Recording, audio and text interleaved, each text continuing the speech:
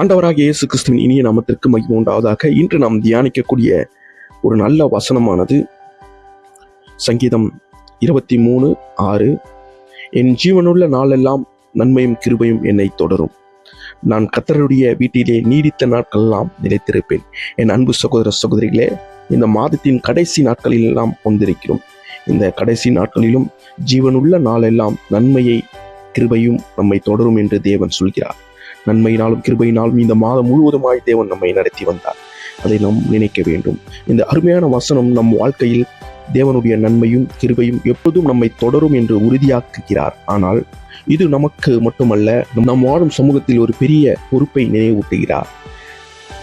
நன்மை மற்றவர்களுக்கு செய்யும் நல்லது. தேவன் நமக்கு நன்மை செய்கிறார். அதே போல நாமும் சமூகத்தில் உள்ள அனைவருக்கும் நன்மையை விதைக்க வேண்டும். பசியா இருக்கிறவர்களுக்கு உணவு கொடுப்பது, ஏழைகளுக்கு உதவுவது, ஆறுதல் சொல்வது, இப்படி நம் செய்யும் ஒவ்வொரு நன்மையிலும் சமூகத்தை உயர்த்த முடியும், தேவனையும் உயர்த்த முடியும். கிருபை என்பது தேவனுடைய அன்பின் வெளிப்பாடு. நாம் ஒருவரை ஒருவர் மன்னிக்க கற்றுக்கொள்ள வேண்டும். சண்டைகளை தவிர்த்து சமாதானத்தை தேட வேண்டும். பகையை விட்டு பயனுள்ள வாழ்க்கையை வாழ வேண்டும். அன்பை வளர்க்க வேண்டும். ஒரு சமாதானமான சமூகத்தை உருவாக்கும்.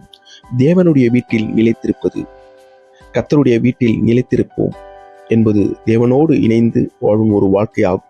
உண்மையான வாழ்க்கை நேர்மையாக நடப்பது, அன்பு, நீதி, கருணை ஆகியவைகளை காத்து வாழும் வாழ்க்கையாகும். இது நம்மை மட்டுமல்ல, நம்மை சுற்றியுள்ள அனைவரையும் மாற்றும். இந்த வசனம் நமக்கு சொல்வது, நாம் பெற்ற நன்மையை பிறருக்கு பகிர்ந்து கொள்ள வேண்டும், கிருபையோடு நடந்து கொள்ள வேண்டும், சமாதானம் உடையவர்களாயிருக்க வேண்டும். தேவனோடு இணைந்து வாழும் வாழ்க்கை சமூகத்திற்கு ஒரு நல்ல உதாரணமாக இருக்கும்.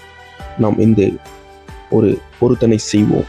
நாம் தேவனோடு நன்மையும் கிருபையும் அனுபவிக்க, அதே நம்மையும் கிருபையும் நம் குடும்பம், நண்பர்கள், சமூகம் அனைவரும் அனுபவிக்க, அப்பொழுதுதான் இந்த வசனம் நம் வாழ்க்கையில் உண்மையாக நிறைவை தரும். கர்த்தாவே, நீர் எங்களுக்கு கொடுத்த நன்மையும் கிருபையும் நாங்கள் பிறருக்கு பகிர்ந்து கொடுக்க உதவி செய்யும். எங்கள் வாழ்க்கை சமூகத்தில் ஆசீர்வாதமான ஒரு வாழ்க்கையாக அமைய இந்த நாள் எங்களை அர்ப்பணிக்கிறேன் என்று நீங்கள் சொல்வீர்கள் என்றால், கர்த்தர் உண்மையாகவே உங்கள் வாழ்க்கையை கிருபையும் நன்மையினால் மூட வல்லவராயிருக்கிறார். கர்த்தர் தாமே உங்களை ஆசீர்வதிப்பாராக. God bless you.